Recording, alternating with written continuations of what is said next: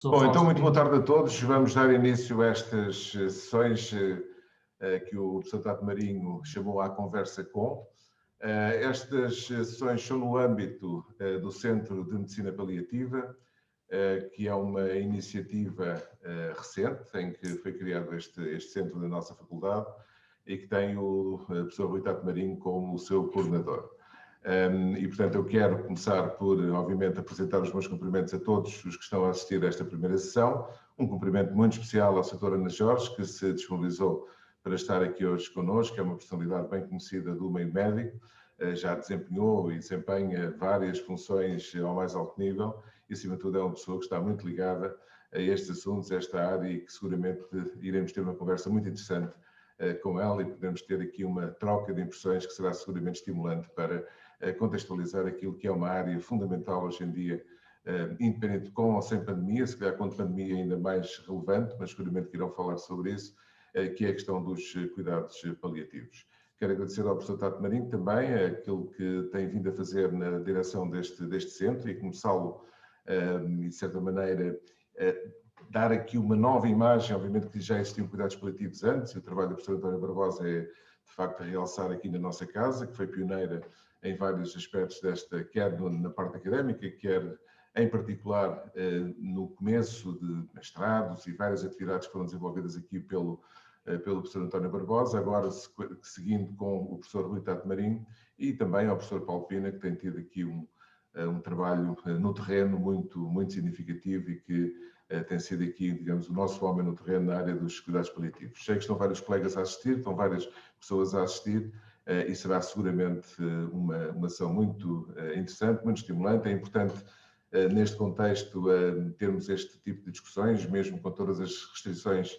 Enfim, para nós profissionais de saúde não há propriamente restrições, mas em termos de mobilidade, nós sabemos o quão complicado às vezes é, neste contexto, podemos parar um pouco e refletir sobre alguns destes assuntos tão relevantes e tão importantes para a sociedade atual. E, finalmente, um cumprimento também aqui especial para a Dulce Alzedas, que nos vem dar aqui, obviamente, digamos, a parte profissional da comunicação, e aqui também agradeço o estar a colaborar com a faculdade, estar a colaborar connosco nesta iniciativa. E, sem mais delongas, passava ao Rui para dar continuidade então à ação, e parabéns por esta iniciativa. Obrigado, professor Fausto Pinto. Eu vou-me calar, vou só apresentar as pessoas que vão participar. Primeiro queria agradecer ao professor Fausto Pinto, que é o responsável de eu estar aqui, deu o pontapé de saída, teve visão para perceber que isto era uma área de interesse nacional e para a sociedade. Queria, além de agradecer à equipe técnica e à doutora Vivelinda, e dizer que é uma honra muito grande para nós ter a doutora Ana Jorge. A doutora Ana Jorge é Ministra da Saúde, uma Ministra da Saúde é sempre toda a vida Ministra da Saúde, é médica. Eu não vou dizer que será melhor ser médico ou não médico para ser Ministra da Saúde, mas é médica, é uma pessoa que sofre e sofreu pelos seus doentes, é pediatra, é para nós uma honra muito grande, e sei que esteve na origem dos cuidados paliativos, até do ponto de vista legislativo e político. Portanto, esse foi o motivo principal que convidei para nos fazer um bocadinho a história. Não estava à espera que hoje houvesse 300 mortes, e que vem chamar a importância dos cuidados paliativos numa altura que só se fala em intensivos, em ventiladores, em tubos, naqueles fatos de astronauta, mas se calhar temos que trazer um bocadinho mais dos cuidados paliativos, do humanismo, pessoas que não contatam, não se despedem dos seus familiares, não podem ir aos funerais, durante dias e dias não falaram com eles. Portanto, é a altura de chamarmos os generais dos paliativos. Um deles é o professor Paulo Pina, é um dos nossos melhores paliativistas, é uma pessoa do terreno, trabalha e ultimamente tem visto morrer muita gente, mas mesmo muita gente, e portanto é para nós uma honra ter a sua expertise aqui nesta área. E por fim, a nossa também convidada, Dulce Alzedas, que eu diria que é uma catedrática do jornalismo, é uma líder na saúde, trabalha há muitos anos na saúde, sabe disto, é uma pessoa ponderada, que entende muito dos nossos problemas, portanto vai valorizar de certeza muito o debate. A todos muito obrigado, e vou-me calar e dou a palavra à doutora Ana Jorge. Muito obrigada. queria cumprimentar todos, em especial e na pessoa do professor Fausto Pinto, diretor da Faculdade de Medicina de Lisboa, e aos participantes, e em especial também ao professor Tato Marinho, que me convidou e fez este desafio. E é um prazer poder, não conhecendo eu bem o Dr. Paulo Respina, mas a Dulce de longa data e, portanto, poder discutir algumas coisas sendo provocada provavelmente por ela, é um gosto, e é um gosto que estou aqui. Eu tinha trazido, obviamente que me pediram um bocadinho para falar da história, e eu trouxe vou partilhar vou ver se espero que isto não leve muito tempo, porque eu não sou aqui, eu também tenho alguns problemas de chegar lá. Tenho que entrar, oh meu Deus. Tinha trazido uma pequena apresentação para poder partilhar convosco, mas não é esta, está por trás. E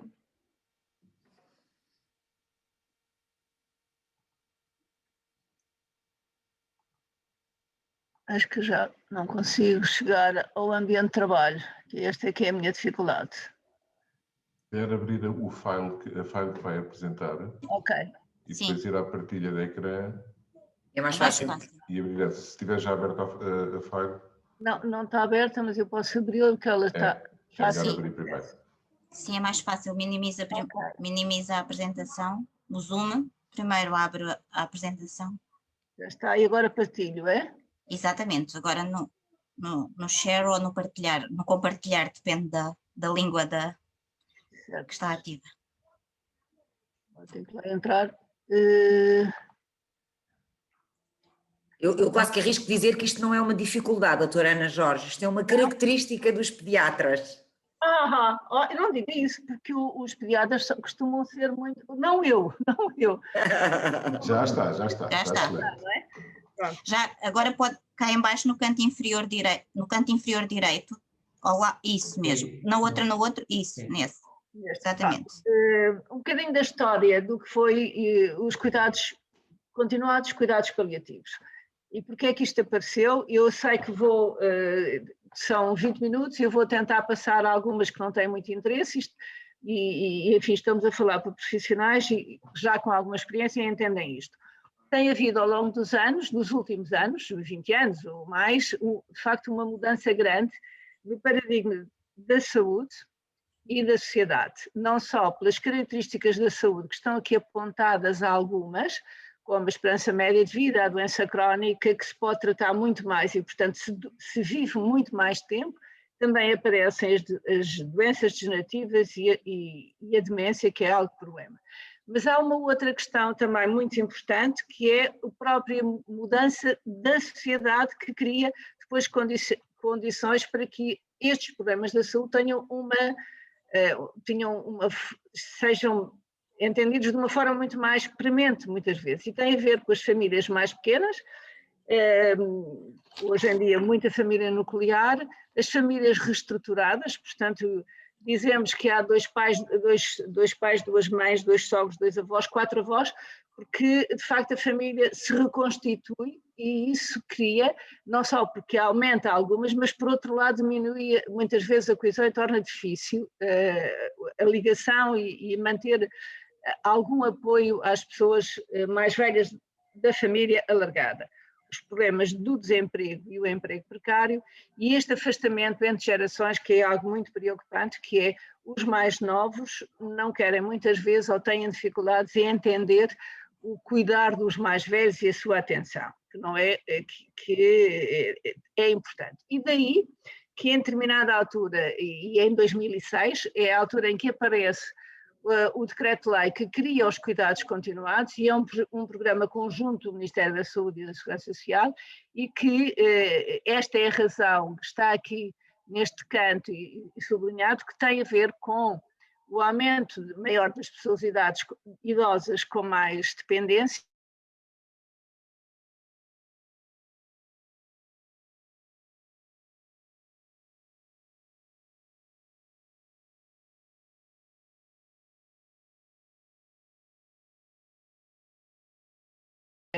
que é algo muito complicado em termos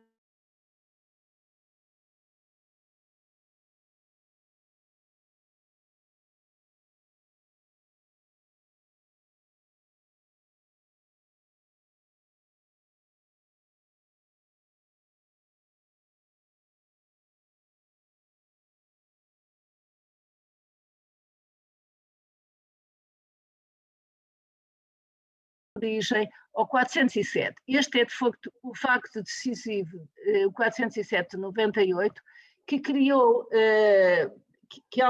também entre a saúde e a segurança social, e que permitiu criar equipas integradas, quer comunitárias, quer apareceram as primeiras unidades, que eram as ADIs, em 98, e que algumas delas sobreviveram até 2006.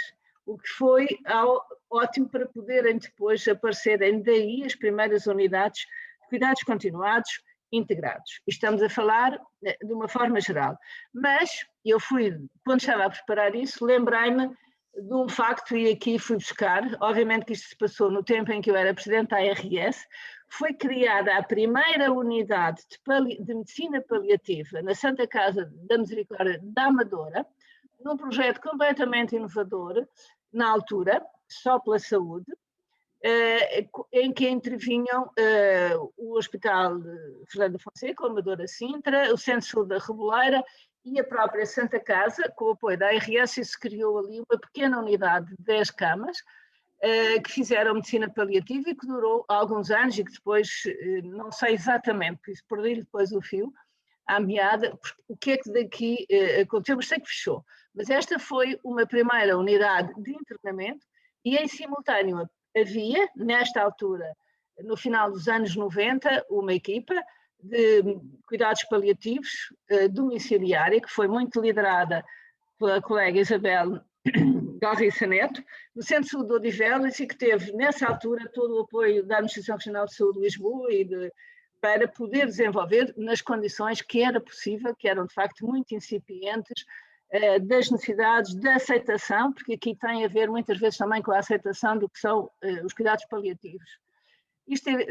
Vamos passar isto, porque no fundo são dados sobre os aspectos da saúde e de Portugal e do envelhecimento e do envelhecimento com qualidade de vida ou sem qualidade de vida, porque nós vivemos muito, mas a partir dos 65 anos temos pouca qualidade de vida, as pessoas sentem isso como a sua saúde má e estão muito, Portugal fica mais uma vez neste aspecto mal classificado do ponto de vista geral, que é a incapacidade que as pessoas têm a partir dos 65 anos para as atividades de vida diária.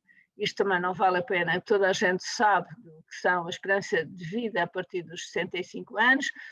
Isto vou passar um bocadinho, porque senão perdemos um bocadinho de tempo, e isto não é muito importante para o resto da discussão que possa vir aí, e que tem a ver com os índices de envelhecimento, que toda a gente também sabe que a inversão da pirâmide etária é, em Portugal, muito preocupante, com o índice de longevidade aumentou exponencialmente, portanto, há muita gente a viver, felizmente, obviamente, a partir dos 75 anos e, portanto, o número de pessoas mais velhas é elevado, e isso fez criar a tal Rede Nacional de Cuidados Continuados Integrados em 2006.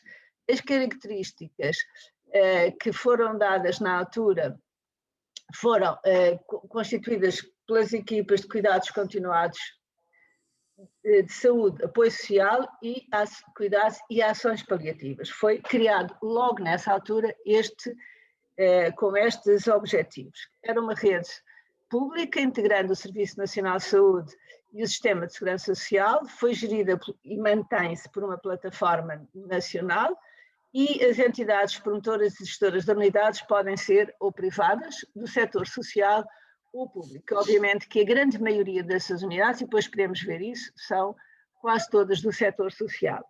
E presta cuidados continuados integrados, tem algo que é importante e para todas as áreas, que é a intervenção multidisciplinar, baseado num plano individual de cuidados, com objetivos a cumprir. E esta é a grande diferença entre quem trabalha em cuidados continuados, sejam eles de que tipologia forem, e aquilo que é a experiência de uma medicina ou de intervenção em saúde ou em medicina hospitalar. A intervenção aqui é intervenção multidisciplinar em que a equipa se reúne periodicamente e em que a família e o doente fazem parte muito frequentemente na decisão e no estabelecimento do plano individual de cuidados. Há uma interação, e tem que haver, entre os diferentes níveis de cuidados de saúde e a articulação com a segurança social. Obviamente que isto nem sempre corre sobre rodas, bem como a articulação e a flexibilização. E isto é um dos problemas que se põe na rede, é que, dado que a rede é ainda o número de camas, de cuidados, de equipas, são pequenos para as necessidades e, portanto, há aqui muitas vezes a dificuldade de não poder haver circulação e boa articulação. E a coordenação, obviamente, importante. A rede é criada logo em 2006 com estas equipas, vale a pena reforçar nas equipas de internamento unidades de convalescença, de média duração e reabilitação, de longa duração e manutenção e as unidades de cuidados paliativos. As unidades de ambulatório, unidade de promoção da autonomia que foram criadas, não há nenhuma até hoje que esteja aberta em Portugal, nem nunca funcionou nenhuma.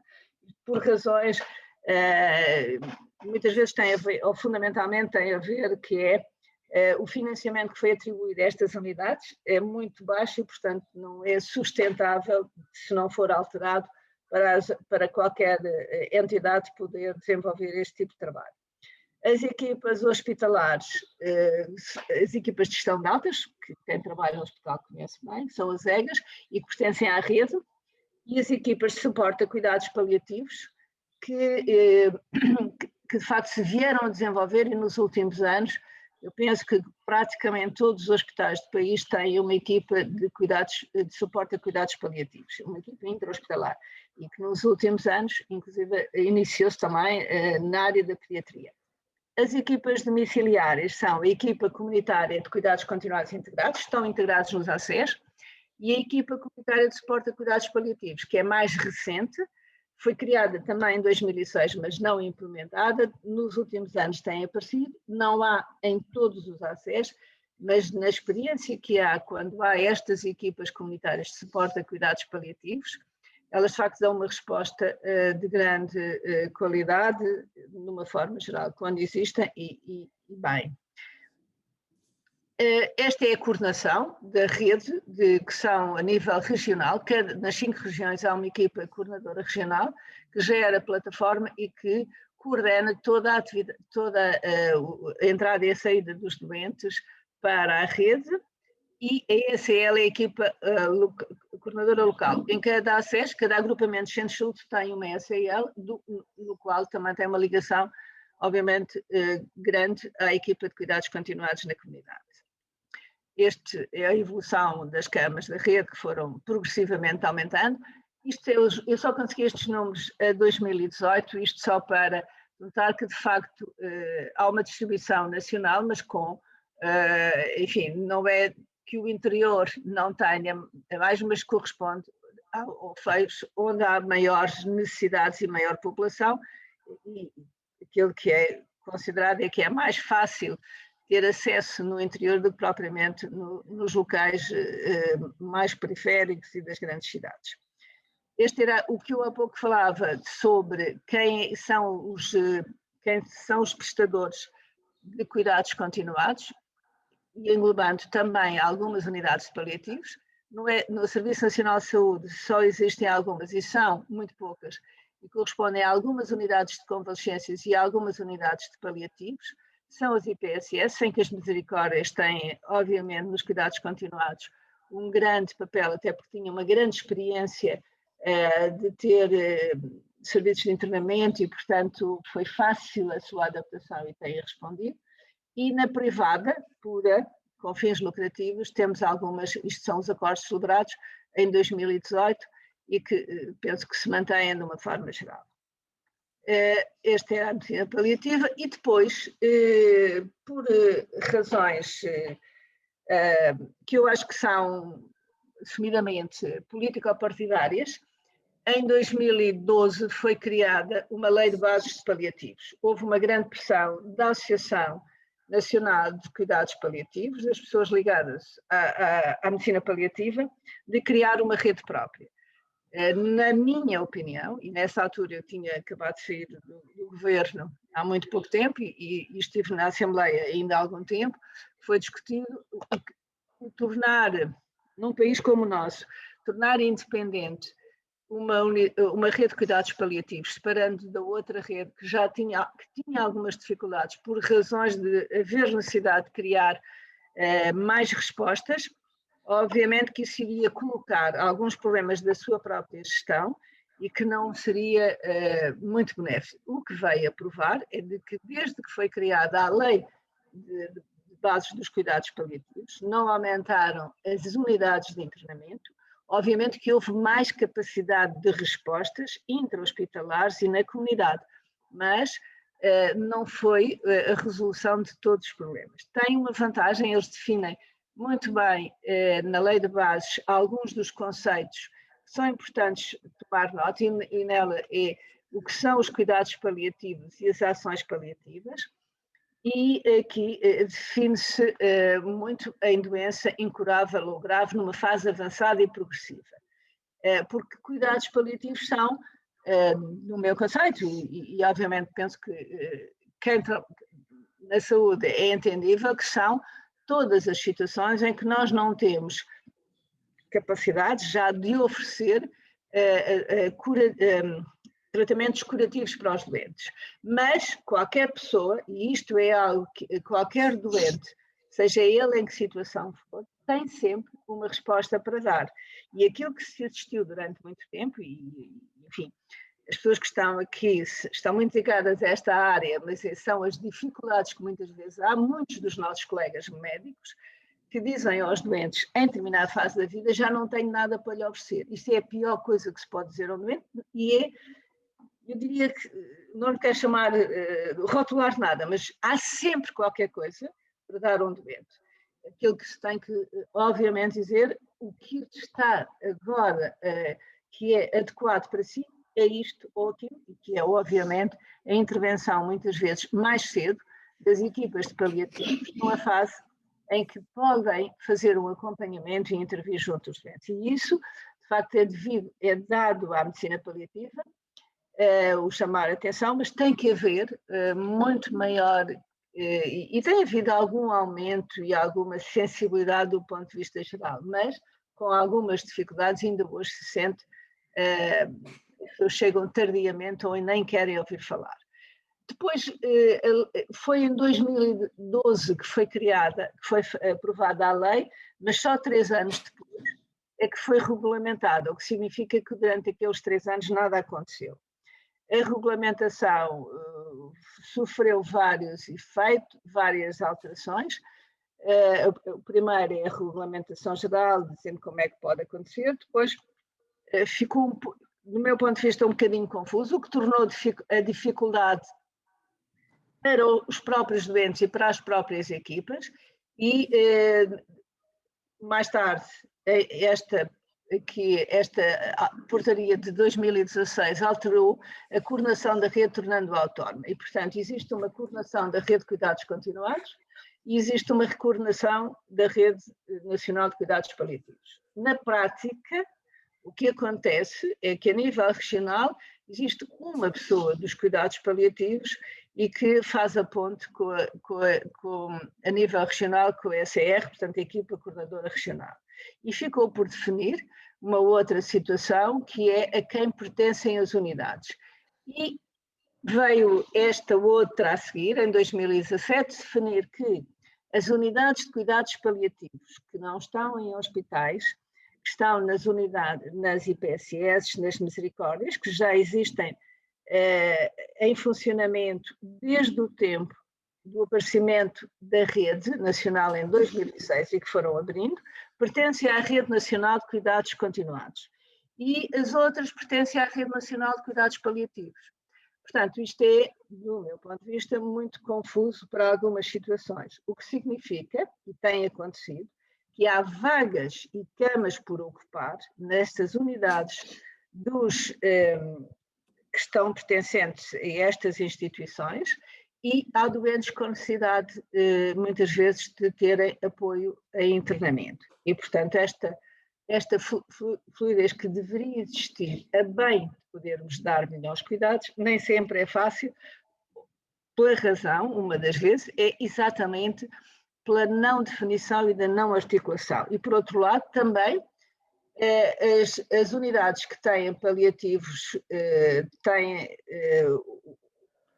estas unidades têm, isso é importante cada vez mais, sempre foi, um financiamento adequado e são exclusivamente da responsabilidade da saúde, do Serviço Nacional de Saúde.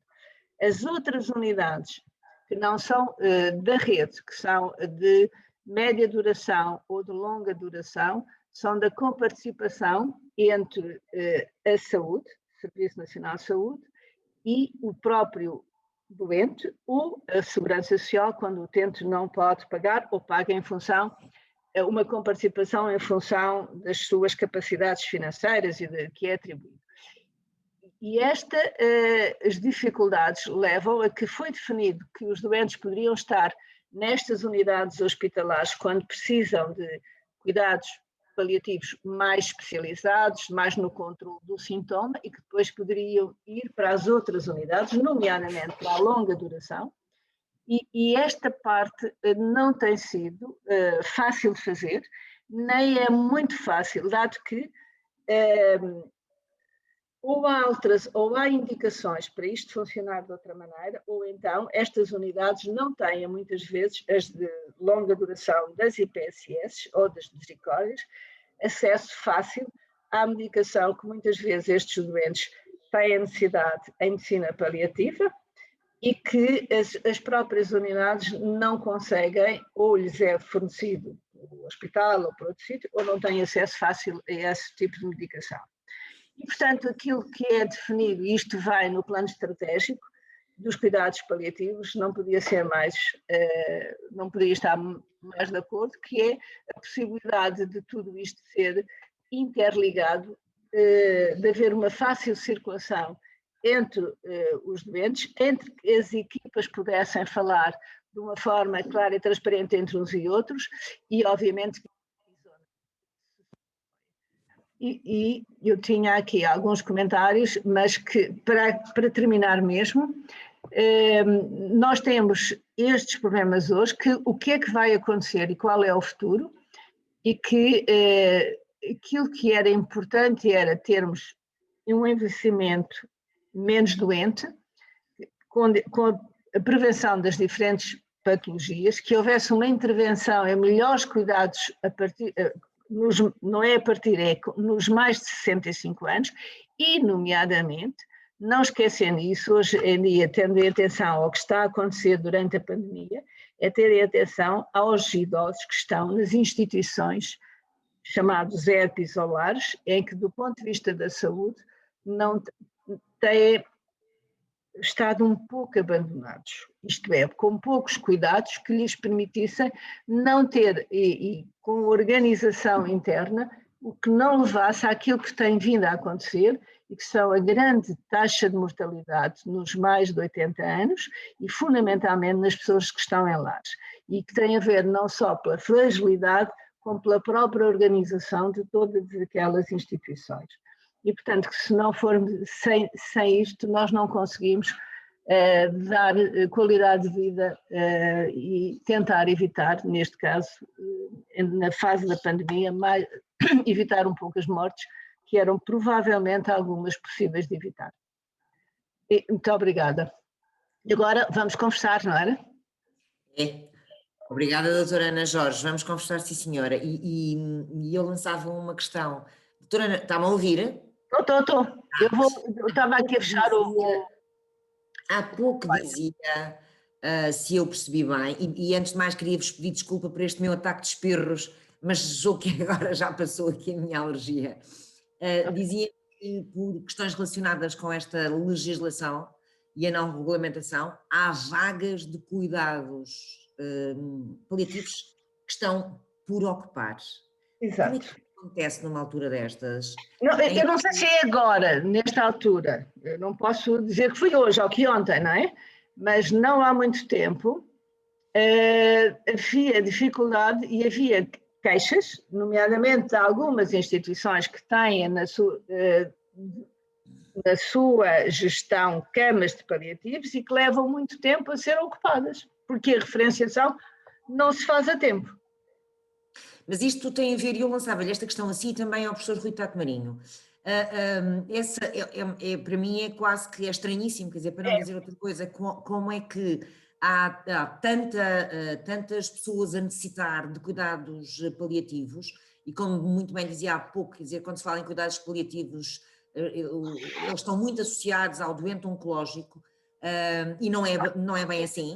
Mas estão quase sempre em fase e estão muito relacionados com a fase terminal, que é uma coisa Exatamente. Essa já lá vamos, essa é outra das questões que eu queria colocar. Mas como é que, tendo nós tantas pessoas, tantos doentes a necessitar de cuidados paliativos, como é que há vagas para ocupar? É a dificuldade de rastreio? É a dificuldade dos hospitais referenciarem esses doentes? É a ligação entre, vamos imaginar, hospital médico ou assistente social, rede e a instituição que recebe esses doentes? Eu queria ouvir lá assim ao professor Tato Marinho sobre isso.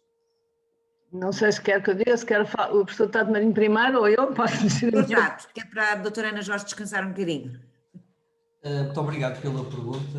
Eventualmente faz sentido depois ouvir o professor Paulo Pina, que está no terreno, portanto, na vida real. Eu vou dar a minha visão hospitalar. Eu, que sou um gastroenterologista, que tradicionalmente não vivo no mundo dos paliativos, há muitos anos comecei a perceber que afinal se calhar o gastroenterologista tem que perceber de paliativos, assim como o cardiologista também tem que perceber paliativos, pela razão que a doutora Ana Jorge estava a dizer. A população vai envelhecendo, ainda bem, isto é o resultado do excelente Serviço Nacional de Saúde que nós tivemos durante muitos anos. E alguns de nós, e o professor e a doutora Ana Jorge é uma campeã disto tudo. Eu tenho no meu serviço à volta de 15 a 20% de doentes internados que são doentes de cuidados paliativos. Portanto, não fazem sentido estar no meu serviço.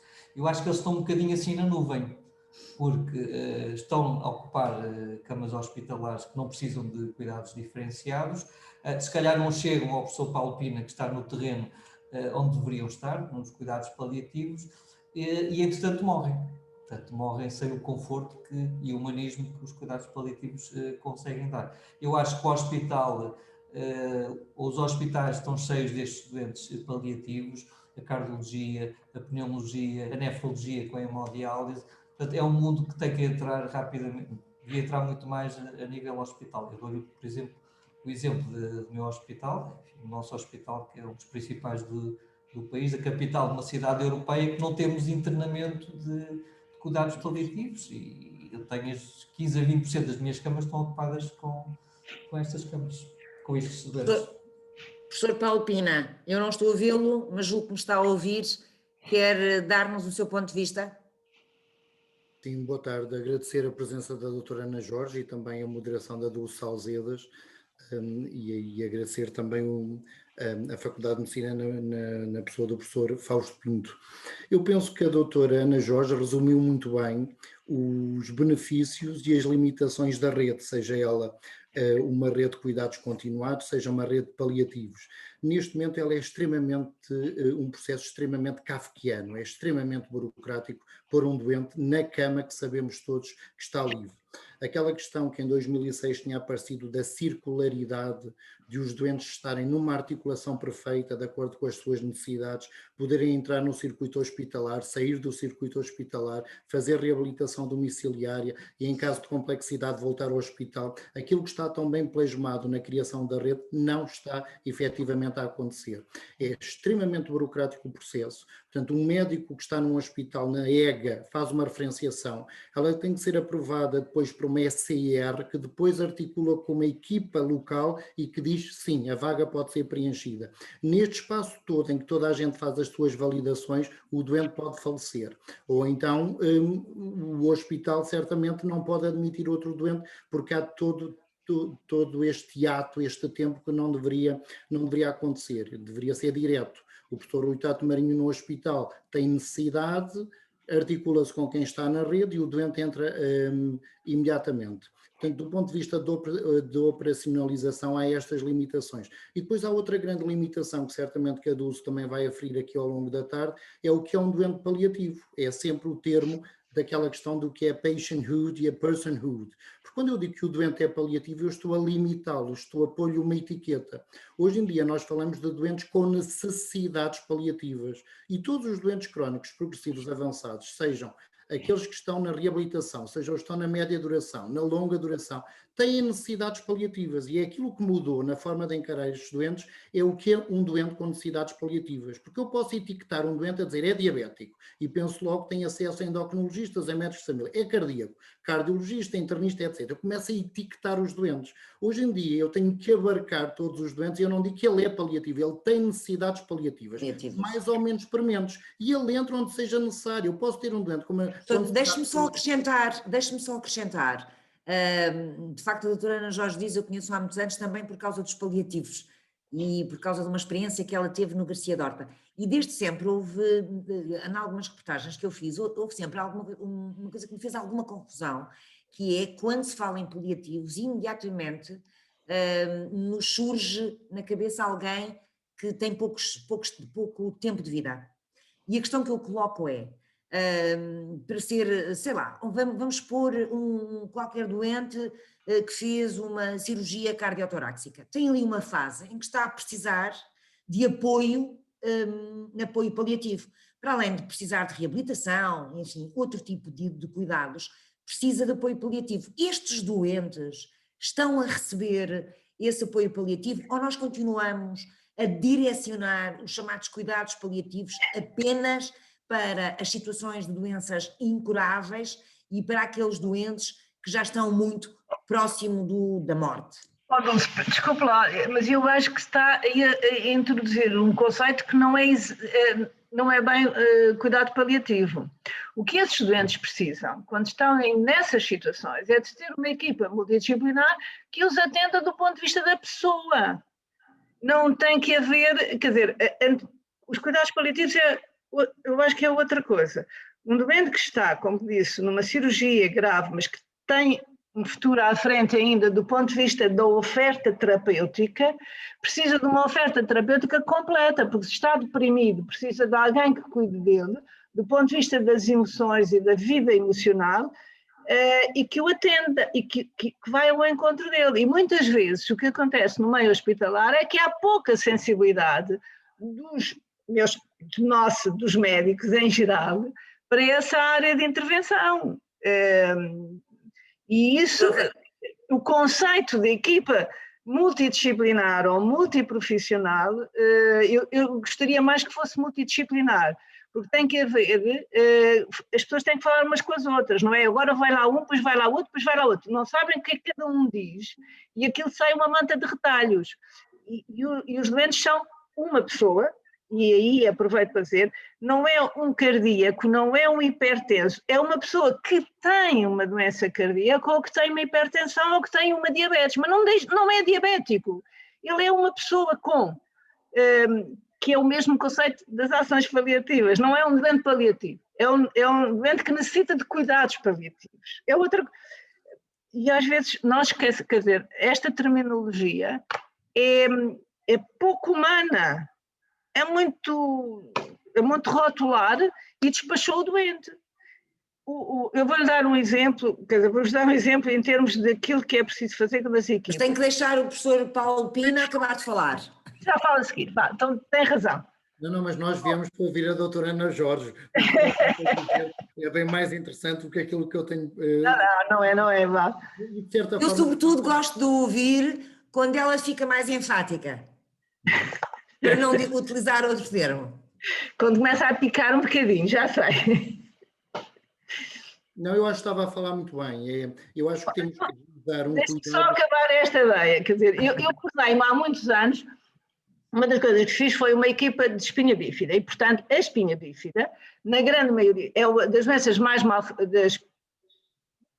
das situações em que pode ser muito grave a deficiência ou muito pequena, mas é sempre uma necessidade de uma equipa multidisciplinar. E o que acontecia muitas vezes é que as crianças andavam nas consultas todas que precisavam, que era neurocirurgião, ortopedia, o urologista, o pediatra, o neurologista, o neurocirurgião, todos. Nunca ninguém falava uns com os outros e a maior parte das vezes diziam aos pais coisas que muitas vezes eram, quer dizer, eram opostas.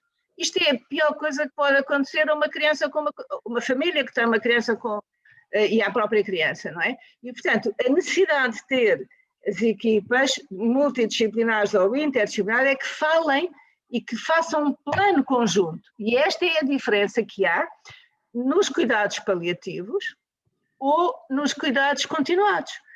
Há um plano integrado, quer dizer, o médico, o enfermeiro, o assistente social, o psicólogo, o terapeuta, o físio, o fisiatra, penso que são estas as pessoas todas, até o próprio animador, que faz um bocadinho de bem-estar aos doentes, muitas vezes tem que ser chamado também para dar um contributo. E é isto que faz o termos atender à pessoa. Não sei se... Desculpe, diga lá. Paulina. Professor Paulina. Não, eu acho... Concorda? Eu concordo totalmente. Acho que os doentes devem ter um plano destinado a controlar a sua doença de base, portanto, não esquecer a doença de base e não esquecer a pessoa humana, sendo que o atendimento à pessoa humana é sempre mais grandioso que o atendimento à sua doença.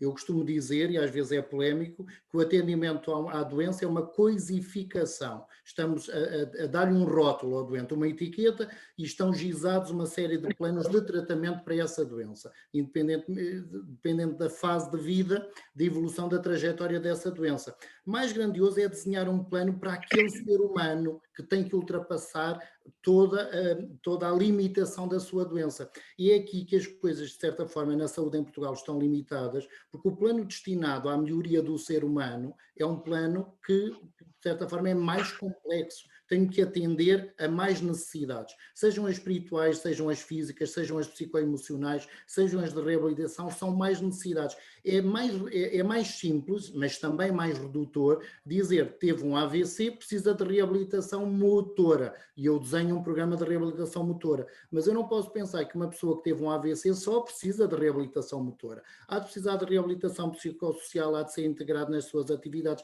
há de precisar de gerir os diferentes fatores de riscos que explicaram aquele AVC, há que também apoiar a família que neste momento se calhar precisa de dar mais atenção a esse ser humano. Então, se nós vamos tentar desenhar um plano para aquele agregado familiar, como vê, vai juntando peças e torna-se insustentável, porque a determinado momento tem que desenhar um plano para o cuidador informal, um desenho para aquela pessoa. É mais simples, e foi daí que nós derivamos, sobretudo médicos, de um paternalismo clássico que desenhava um plano de melhoria, mas baseado na doença, naquela patologia. E hoje em dia o plano tem que ser, de certa forma, e é aí a diferença da Rede Nacional de Cuidados Continuados Integrados, é que o plano individual de cuidados tem que ser certificado, documentado, validado pelo doente e pela família, com a sua concordância. Concorda ou não? Claro que depois tem que fazer uma gestão de expectativas, mas o doente pode dizer não concordo com essa abordagem, prefiro outra. Então há que ouvir todos e desenhar um plano que serve as necessidades e o sistema de valores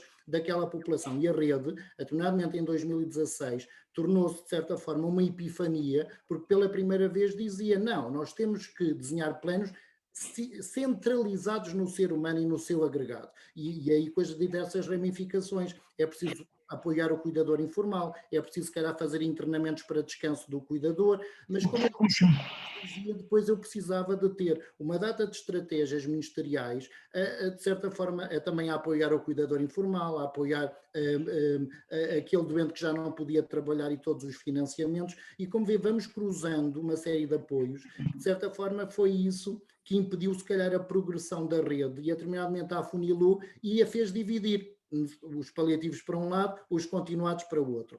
Também mas isso foi uma boa solução? Eu acho que foi uma decisão, eu não vou entrar por caminhos políticos. Não é tudo menos políticos. Não, mas a decisão... caminhos técnicos. A decisão começou por ser muito política e acho que à partida a bondade estava lá, mas tornou-se extremamente burocrática, não é? Porque depois há o próprio doente, há quem cuida do doente, há um intermediário, há um gestor de rede e tudo isto são tempos e a verdadeira necessidade do doente não é colmatada. Veja que é muito nítido o que diz a rede na sua criação, diz que a rede é criada com o objetivo da alta hospitalar ser precoce. Nunca houve mentira em relação a isto, está escrito na rede que a criação da rede, para além das coisas que foram enumeradas, a criação da rede era para atender a quantidade de pessoas internadas, sobretudo idosas, que não poderíamos reabilitar completamente no internamento e quando a pessoa tivesse passado a sua fase aguda, estando numa fase subaguda, poderia ser cuidado num ambiente que já não era hospitalar, que era um ambiente que era muito mais focado na reabilitação da pessoa do que na doença, pensando-se no internamento hospitalar como aquele que atende a patologia de base. Mas depois havia um plano para a pessoa que tinha que ser extra-hospitalar. E a rede é criada dizendo não podemos, em 2006, ter as pessoas todas internadas e só terem alta quando fossem considerados reabilitados totalmente. Impossível. Então vamos promover altas precoces com circularidade e o doente, se necessitar, volta outra vez ao hospital e quando está melhor, volta à rede. Com esta abordagem que a doutora Ana Jorge disse e criou e também ao longo destes anos tem maturado certamente. E, portanto, o plano de início foi este. Em 2012, pensou-se que os doentes da rede, os doentes paliativos precisavam de uma abordagem mais particular que a rede, à partida, não estaria tão treinada para dar este tipo de cuidado, como se as pessoas da rede não fizessem já abordagens paliativas destinadas à pessoa humana e à sua família, mas disse que não, a determinado momento disse que nós precisávamos de hiperespecialistas no terreno e a partir daí crescemos em complexidade, falando em abordagens paliativas, cuidados paliativos gerais, cuidados paliativos específicos, e ainda fomos tornando a pirâmide cada vez mais distante e só um nicho da população é que tem acesso aos cuidados paliativos especializados, porque os outros, dizemos, todos têm acesso no lar, na residência, na rede. À partida, diria que é uma tautologia. Qualquer doente que lide com um enfermeiro português, com um médico português, terá ótimo cuidado de saúde, terá excelência de cuidados. Mas, dado que estamos aqui numa faculdade, e a Faculdade de Medicina foi pioneira, sabemos que durante anos as faculdades de medicina treinavam médicos para diagnosticar doenças e problemas. E durante anos não andámos muito a desenhar planos para o ser humano, era para a patologia. Uma data de sinais, sintomas, tem este diagnóstico, o que tem que fazer é isto. Numa atitude um pouco triunfalista que dizia nós temos que salvar todos, temos que curar todos. Em 2006 não, e a rede diz isso, que nós não podemos curar todos, temos que cuidar de todos, e só alguns é que se curam.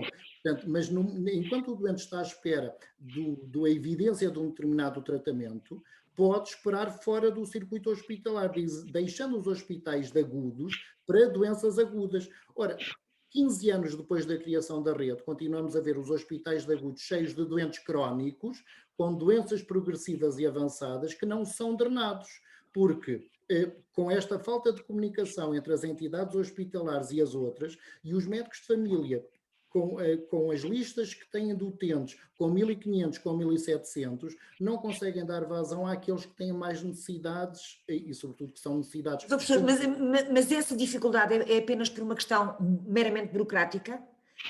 Porque há uma série de caminhos a percorrer até chegar ao fim, ou porque as próprias organizações, cada uma delas, têm as suas vontades e as suas, diria eu, sensibilidades e têm dificuldades em se encontrar? Por exemplo, estou a dizer isto porque dizia há pouco que conservadoramente, isto não é pejorativo, pelo contrário, a medicina ou os médicos aprenderam a tratar da doença e têm, se calhar ainda têm alguma dificuldade em perceber que têm que ir para além e que já não é só a doença, mas é também a pessoa. Pode ter a ver com isso? Eu acho que tem a ver com muitas coisas e também tem a ver com o ato médico em si, não é? Tem a ver com uma data de coisas e eu também não quero tornar aqui a conversa muito monótona e complexa, tem muito a ver com o que é um prognóstico em medicina, não é? Porque a partir da medicina paliativa nasce para aqueles doentes com prognóstico reservado à luz se calhar, do triunfalismo. Eram aqueles doentes que não tinham cura, e como não tinham cura, punham-se um manto protetor dizendo não têm cura, mas podem ser cuidados. Hoje em dia percebemos que mesmo aqueles que não têm cura no sistema não podem ser abandonados, porque o médico não abandona o seu doente, nem o enfermeiro. Portanto, estes doentes, ainda que não tenham cura, e a limitação para estes doentes deve ser a científica, não têm cura porque a ciência não determinou ainda uma cura para estes doentes, eles não podem ser abandonados, precisam de ser cuidados, independentemente do local de cuidados que escolham para ser tratados. Eu posso querer ser cuidado em casa, no hospital, num lar, e ainda não temos a oportunidade de sondar todos os doentes para lhes perguntar onde quer ser cuidado. Depois, este é um problema. O outro tem a ver com o número de recursos humanos. Durante algum tempo, e já fora, se calhar, do circuito da doutora Ana Jorge, aquilo que nós vimos foi um crescimento de unidades só para termos um país verde, ou seja, com manchinhas a dizer há resposta em Braga, há resposta no Algarve, há resposta no Alentejo, e foram aparecer de uma data de pontinhos a dizer novas unidades a abrir. Mas depois temos uma grande jornalista chamada Dulce Salzedas que diz assim, não, mas vamos a estas unidades com uma lupa e ver quantos recursos estão nestas unidades. É um médico 4 horas por semana, é um enfermeiro em turnos. Então começa a ver que a partir do momento, quando se calhar é melhor não ir para uma resposta quantitativa e se calhar é melhor... Mas qualitativa. E dizer o que existe é ótimo, não é? Quando foi criada a rede em 2012, depois com a sua operacionalização em 2015, aquilo que aconteceu, e eu não quero também dar aqui todas as nuances políticas, foram fechadas algumas destas unidades ditas da rede. Portanto, algumas foram incorporadas por centros hospitalares e aquela que era a promessa da doutora Ana Jorge de ter uma rede, sobretudo em circuito extra-hospitalar, aproximando os doentes do seu local de cuidados, que eram sobretudo unidades muito comunitárias, nas IPSS, nas Santas Casas, mas fora do circuito hospitalar, a partir de 2012, 2015, 2016, houve todo um prémio de promoção de unidades de equipas intra-hospitalares e os cuidados paliativos voltaram aos hospitais. Onde a rede os tentou tirar em 2006, mas eles voltaram. Então, a partir de 2016, 2017, 2018, o Plano Estratégico de Cuidados Paliativos diz todos os hospitais com mais de 400 camas têm que ter equipas hospitalares e, de preferência, os centros de referência, para além da equipa intra-hospitalar, têm que ter unidades de cuidados paliativos hospitalares. Professor Paulo Pena, deixe-me passar ao doutor Rui Tato, mas deixe-me só dar aqui, assim, como eu costumo dizer, uma arrumadela.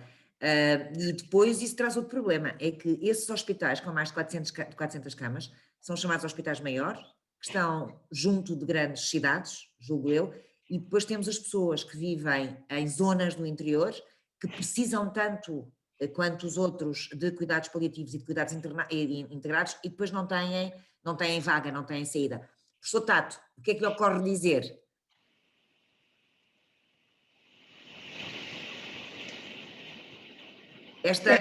Tem o microfone. Deixámos de o ouvir. Tem o som de...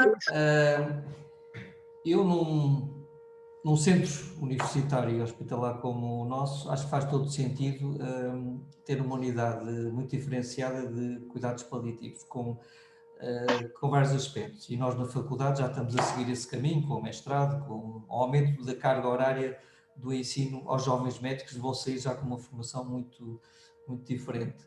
E porquê? Porque para a medicina avançar também é preciso ciência. Portanto, é preciso pessoas que façam mestrados, que façam doutoramentos, como o professor Paulo Pena. Nós que estamos no terreno, gastroenterologia ou cardiologia, precisamos de médicos que saibam muito disto, de formação em paliativos, para nos ajudar a tratar melhor os nossos doentes.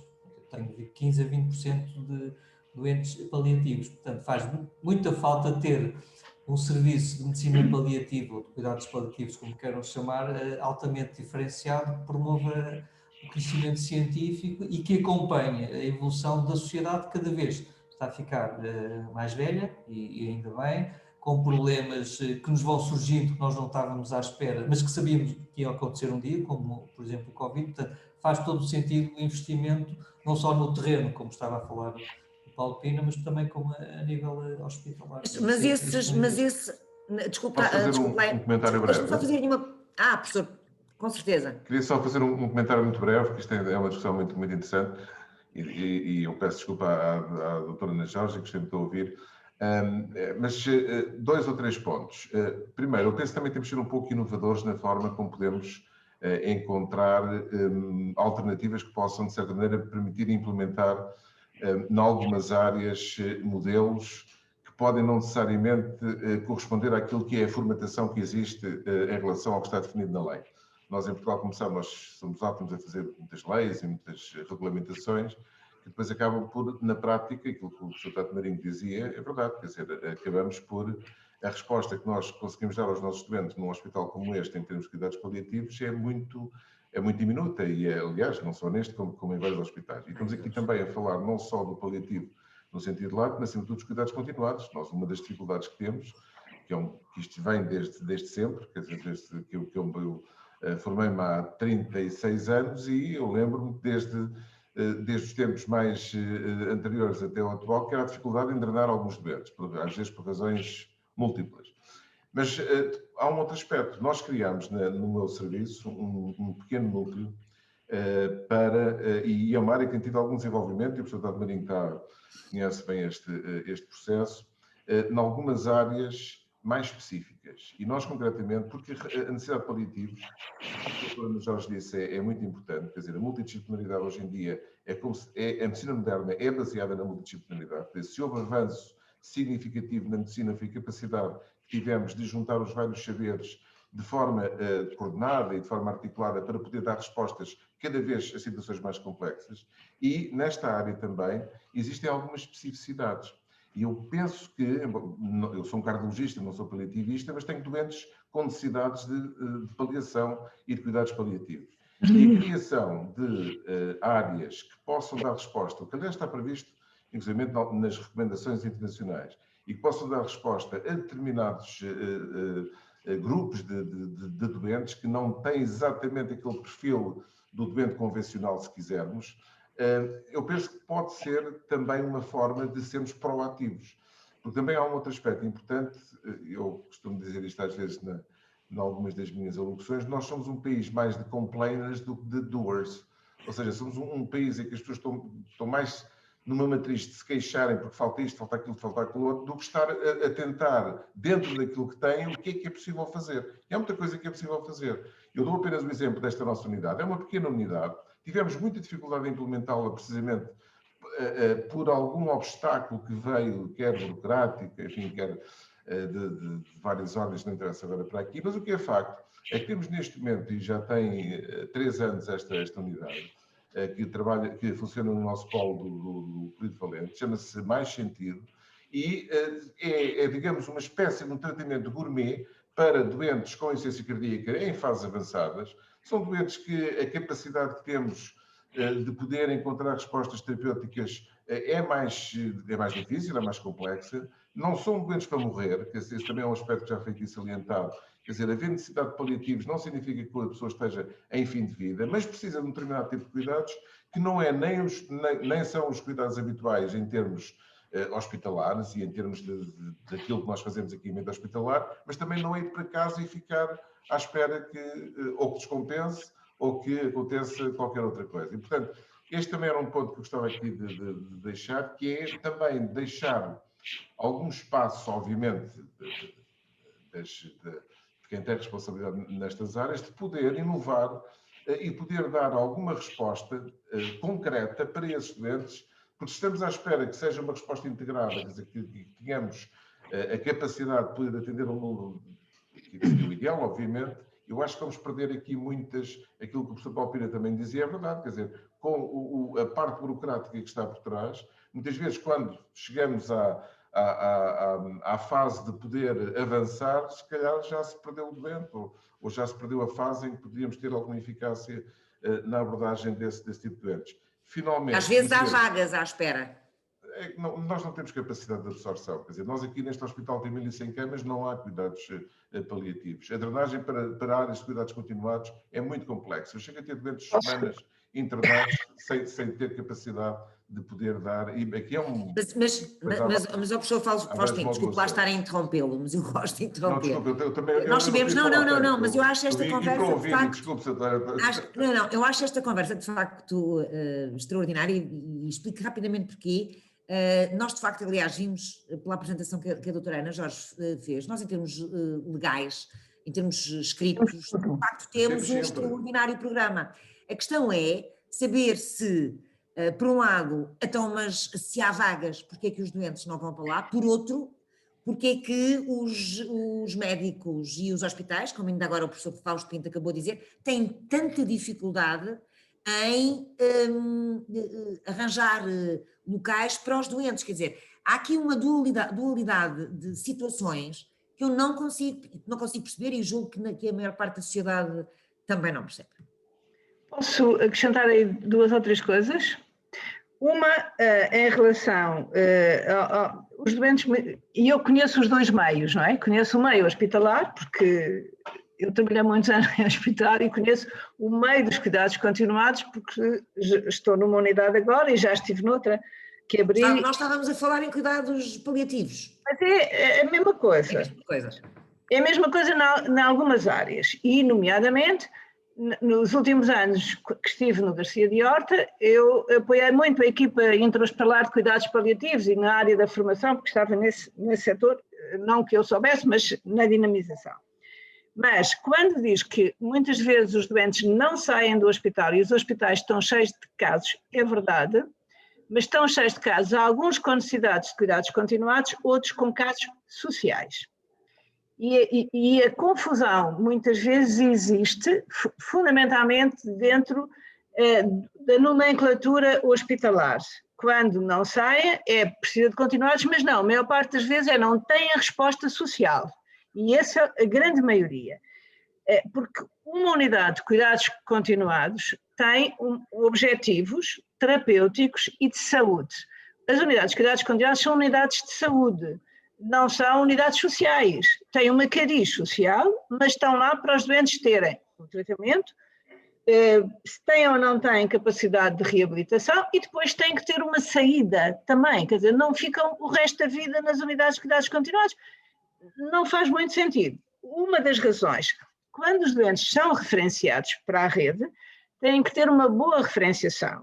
E as pessoas que os referenciam não podem dizer a um doente que vai para lá para o reabilitar. E muitas vezes o que acontece é que quando chegam à unidade não tem potencial de reabilitação. E vai para uma unidade de média duração. Fica... Ou longa duração. Não, mas eu estou a falar que vai para a unidade de média duração, porque a média duração tem mais capacidade de resposta do que a longa, no sentido de que os doentes da longa estão mais tempo e, portanto, a capacidade de turnover é menor. E quantas vezes não chegam doentes, por exemplo, sei lá, vou dar um exemplo, que não é só isto, mas um doente que fez um AVC numa idade avançada, que o doente tem já uma perturbação cognitiva com estado demencial em evolução, que não tem potencial de reabilitação nenhum, porque não consegue, e é preciso perceber que o doente com uma grande demência não consegue fazer, porque a reabilitação não é uma coisa de estica e encolhe, quer dizer, não é fazer movimentos de fisioterapia que se consegue, quer dizer, ou é integrado do ponto de vista daquilo que é o conhecimento do doente, ou então não faz sentido, e portanto fica na responsabilidade da equipa da unidade, que tem que dizer à família que o seu familiar não tem potencial de reabilitação. E há um conflito, muitas vezes, e isso passou-se comigo, portanto eu tive esta experiência vivida, de que como é que isto se gera junto à família quando depois os colegas da reabilitação dizem não há potencial de reabilitação. Logo, e portanto esta pessoa precisa de cuidados, obviamente, e precisa de cuidados o quê? E é definido, a família tem que perceber, provavelmente não precisa de uma média duração, não sei se precisa de uma longa, precisa de uma instituição, se não pode ficar em casa, que lhe possa prestar os cuidados sociais e de boa qualidade de vida para aquilo que é as suas necessidades. E aquilo que se tem que fazer, e aí também, agora fazemos a ponte para os paliativos, é importante cada vez ter mais a capacidade de apoiar as pessoas em casa. E isso Portugal não tem feito. E nós não podemos pôr as pessoas todas em instituições, porque é preciso criar condições com cuidadores informais pagos, no sentido, não são profissionais de saúde, porque há outras experiências na Europa com isto. A Inglaterra tem, são os cuidadores informais que têm apoios que são financeiros e não só, também de serem capazes de cuidar das pessoas, e as pessoas têm melhor qualidade de vida se ficarem na sua casa. Agora precisam ter casa e precisam de alguém que cuide delas, não podem ficar abandonadas. E isto tem, porque a evolução da rede, e agora ao fim destes anos todos, quer dos anos da rede geral, quer da rede de paliativos, é possível hoje fazer uma reflexão sobre isto e perceber para onde é que vamos caminhar. As últimas alterações à legislação, e é importante, se definiu muito bem quem é quem. As equipas, agora voltando aos paliativos, as equipas intra-hospitalares de cuidados paliativos funcionam de uma forma geral muito bem, precisam de ter respostas, têm um objetivo. E isso eu tive algumas discussões no sentido de trocarem pessoas com as pessoas que estavam lá no hospital onde eu, quando estava lá, que é em casa. E às vezes as situações são dramáticas do ponto de vista do sofrimento do doente e da própria família e precisariam de ter ali um descanso, no sentido de algum tempo para se... Estamos a falar em estados avançados da doença, muitas vezes próximo de uma fase terminal, e que é preciso uma resposta, e não pode ser a casa só, o domicílio é importante. Se a pessoa quiser e a família conseguir, é melhor para todos que a fase final da vida seja em casa. Quem viveu isto percebe que isto é importante. Agora, é preciso que a pessoa queira e que tenha apoio para que isto possa ser feito. E as equipas de paliativos dos hospitais fazem isto, e quando há capacidade de resposta na comunidade, com pessoas formadas, daí a importância das faculdades no desenvolvimento da capacidade formativa das pessoas, quer no pré-graduado, quer depois nas pós-graduações, que possa haver formação para que as pessoas, quando são profissionais, puderem ocupar e desenvolver estas intervenções, porque se não houver formação não se consegue lá chegar, dar a resposta adequada. E isto dá uma boa resposta. Não é preciso criar nada, é preciso fazer isto. É preciso recursos, obviamente, recursos humanos, que é sempre o nosso problema grande, é que não há, quer dizer, há poucos. E nomeadamente a área da comunidade, os recursos humanos não esticam, vão para um lado, não vão para o outro. E é preciso reforçar essas equipas. E a legislação isso, e a definição, e aí há bocadinho só para, e vou mesmo acabar, só nesta intervenção, que o Paulo Pina dizia, houve uma orientação em determinada fase das alterações à legislação dos paliativos, que foi reforçar, e fecharam as unidades por isso, reforçar o apoio domiciliário em casa. Não chega só, quer dizer, isso é importante, mas é preciso arranjar recursos para a casa.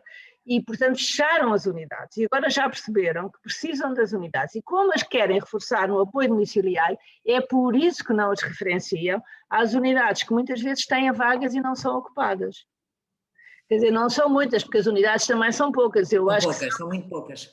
Há 138 camas de paliativos, isso não é nada, quer dizer, do ponto de vista... Agora, hoje em dia estão a defender, e a rede está a defender isso, que os doentes que estão nas unidades de cuidados paliativos, 30 dias, que ao fim de 30 dias podem ir para as unidades de longa duração da rede geral. Eu penso que a rede geral pode ter doentes em cuidados paliativos e tratam-nos bem. Agora é preciso também que esta rede geral, tenha pessoas com formação em cuidados paliativos ou ações paliativas, tenha que ter sensibilidade no sentido também de alguma formação e recursos técnicos, nomeadamente acesso a algumas medicações que são importantes na área da medicina paliativa e que muitas vezes, aquilo que eu não posso generalizar muito, mas que em algumas unidades eu sei que não têm acesso porque a gestão dessas unidades não lhes permite comprar essa medicação, porque há um formulário da rede que é de 2008 ou 2009, eu não sei qual é, e que não foi atualizado. E, portanto, ou têm lá profissionais que dizem não podemos ter estes doentes se não tivermos esta medicação e negociam com as direções, com a gestão, só que isto é preciso ter força nos profissionais que lá estão e que muitas vezes isto exige alguma força musculada e que nem sempre os profissionais conseguem. Portanto, ou do ponto de vista geral, nacional, há atualização das guidelines que estão bem feitas, mas estão feitas para 2006 a 2008, eu não sei quais são, não fui rever as últimas, é preciso atualizar, nós mudámos muito. Hoje em dia há muita capacidade de intervir de outra maneira e isso pode beneficiar. Doutora Ana Jorge, deixe... Já, não estou a falar muito, vá. Pois é, e eu agora gostava de ouvir os outros palestrantes. Professor Tato, pode ser o primeiro. Eu, como médico hospitalar, para mim sempre foi muito confuso o que a doutora Ana Jorge estava a dizer, os cuidados continuados, paliativos, longa duração, média duração. Eu diria, palavras simples, que é uma grande atrapalhada. Eu próprio não entendo isso e de vez em quando tenho que pedir uma assistente social, olha, explique-me lá com respeito pelas loiras, se fosse uma loira pouco inteligente, como é que isto funciona. Isso é a primeira questão. Depois houve outra coisa que a doutora Ana Jorge disse, e muito bem, e o Paulo Pina também, que é a coisificação, ou ver as pessoas como um órgão. E temos que ver até a dimensão espiritual, a etnia das pessoas, isso é extremamente importante. E depois há outro problema, que é um bocado parecido com o termo eutanásia. Quando se fala em eutanásia, isto não tomando partido, obviamente, as pessoas ficam logo com os cabelos em pé e associam logo a morte, injetar qualquer coisa para aquela pessoa morrer. Como sabemos, não é bem assim. E eu noto, e tenho dificuldade, eu próprio, ainda ontem eu senti isso na consulta, em mandar alguém que está no seu perfeito juízo e comuniquei que tem uma doença grave, se calhar tem poucos meses de vida, olha, agora vai para os paliativos. Este termo paliativos é um bocado parecido com a eutanásia. Eu acho que também se tem que desmistificar e tirar o estigma da pessoa. Isso era, desculpe interrompê-lo, professor, eu por acaso gostava de ouvir o professor, não já Paulo Pina, falar sobre isto. Era exatamente aquela questão que eu tinha colocado, é que entre nós, em Portugal, a palavra paliativo está muito associado a morte imenente. É geral, não tem obrigatoriamente que ser isso. Queria só dizer uma coisa. Deixa acabar o professor. Não, é só uma coisa muito simples. Não é um problema português, é um problema de toda a medicina em geral. Eu estive no Brasil o ano passado, já 2 vezes, a falar destas coisas e é igual. Mas uma coisa muito boa que fez o professor Fausto Pinto foi ter uma unidade paliativa. Eu agora também, se calhar, também quero ter aqui uns paliativistas no meu serviço e foi dar aquele nome com mais cuidado, até é um nome agradável. Se eu disser a uma pessoa, olha, vai ali para aquele centro que é o centro do mais cuidar, em que vê a pessoa do ponto de vista global. Agora, eu, Rui Marinho, ontem até precisava de mandar aquela pessoa que estava cheia de dores para a medicina paliativa, mas não mandei porque era a sentença de morte, era que aquela pessoa entrasse em depressão. Acho que há aqui coisas a fazer neste aspecto da imagem até de marca dos paliativos. E a multidisciplinaridade, não é? Que eu acho que talvez tenha que ser cuidado um pouco mais, não é? E às vezes falha um bocadinho nesse sentido.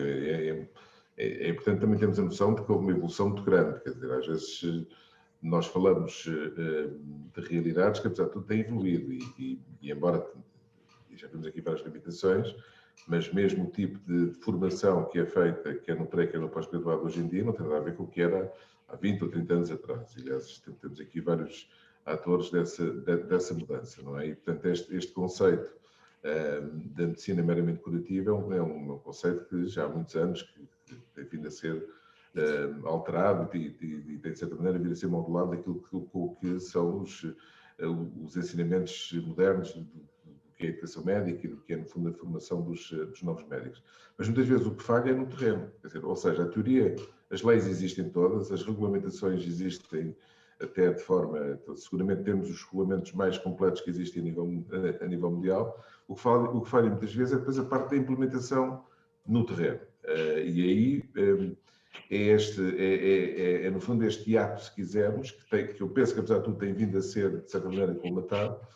Mas também repara, nós temos aqui depois outros elementos que também podemos falar aqui, quer dizer, o facto termos uma população mais envelhecida, temos mais comorbilidades, as pessoas vivem mais.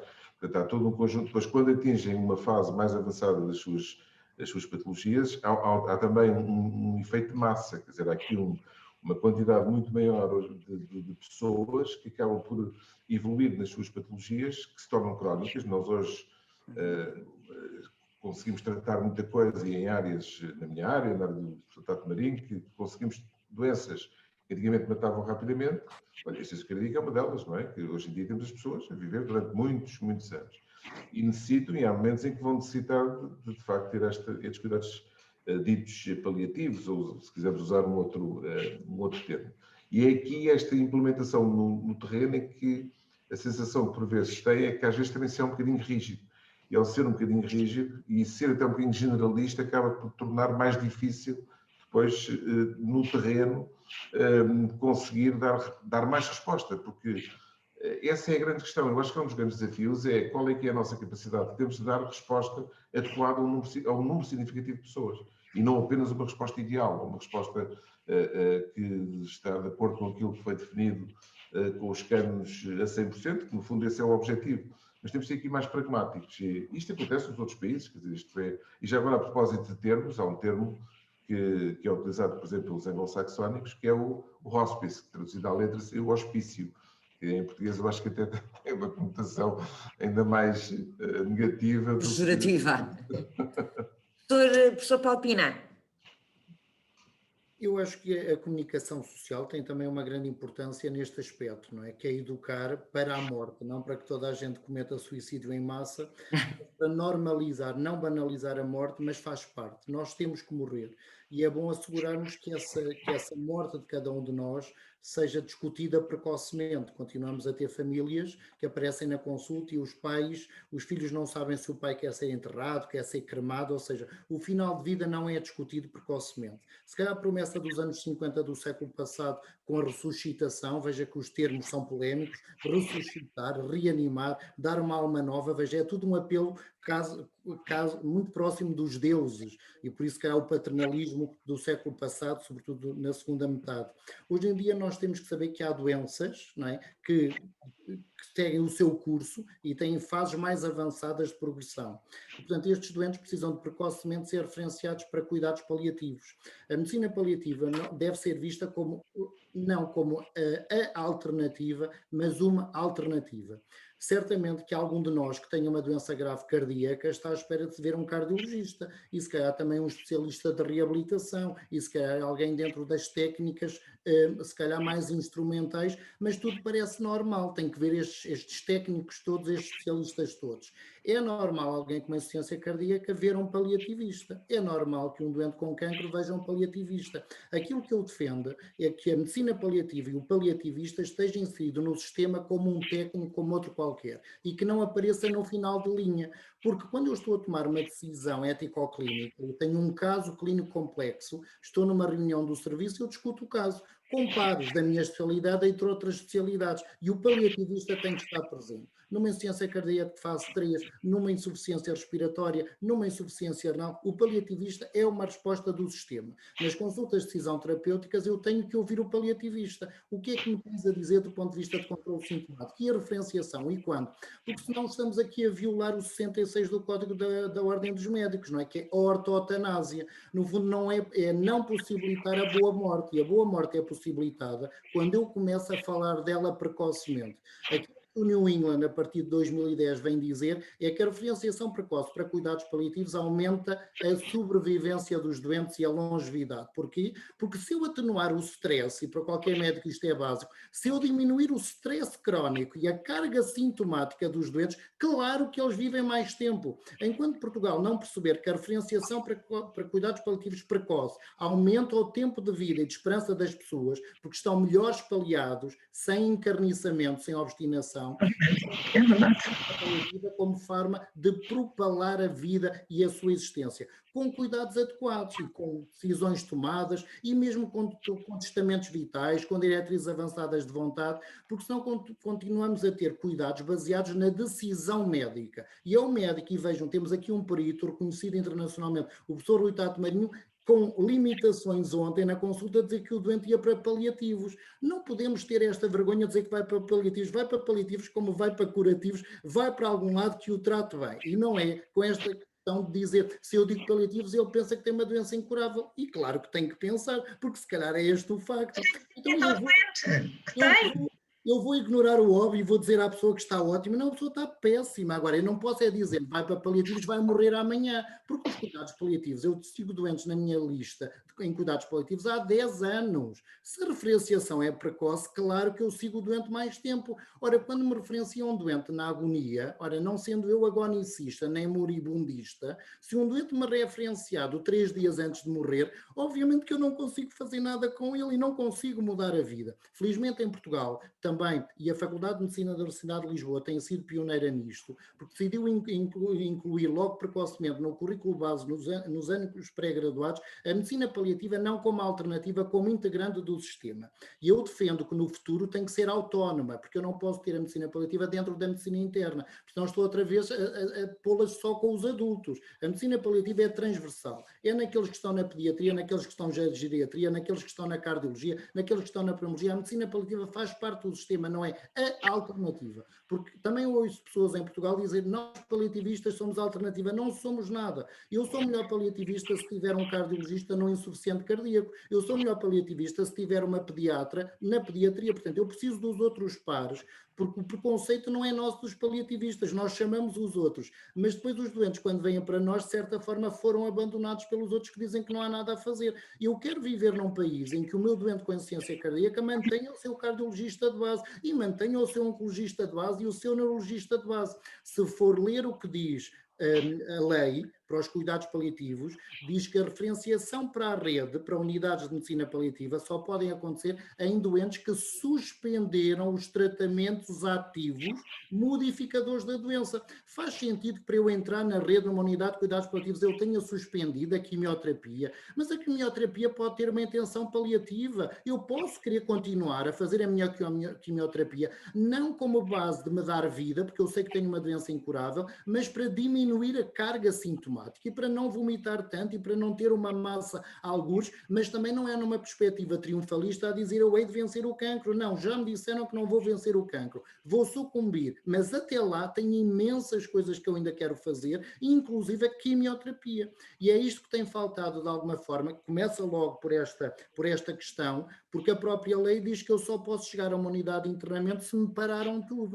Ora, é isto que os portugueses não querem e é isto que a população mundial não quer. Eu quero ter acesso a tudo, não com obstinação, porque eu sei que a saúde realmente tem vários custos, a minha vida não tem um valor pré-determinado, mas todos os gastos associados à minha doença têm uma série de custos, mas eu quero é que os cuidados me sejam providenciados, como disse a doutora Ana Jorge, de acordo com o meu estado físico e ali o meu potencial de vida. E se ainda me falta viver alguns anos, seja um, seja dois, eu quero alcançar o máximo potencial e quero ser seguido por todos os especialistas de Portugal que me possam auxiliar. Até à data, o movimento não é cooperativo, ou seja, eu tenho uma atitude curativa e depois é paliativo. Não é este o modelo que eu defendo. Eu defendo um modelo cooperativo que todos os doentes são de todos, assim o sistema valide. Porque um doente que está com uma doença avançada há de precisar de um imagiologista, porque a determinado momento da trajetória da sua doença há de precisar de uma ressonância. E eu não tenho que ter uma discussão ético-clínica com o doente para ver se ele me dá o consentimento informado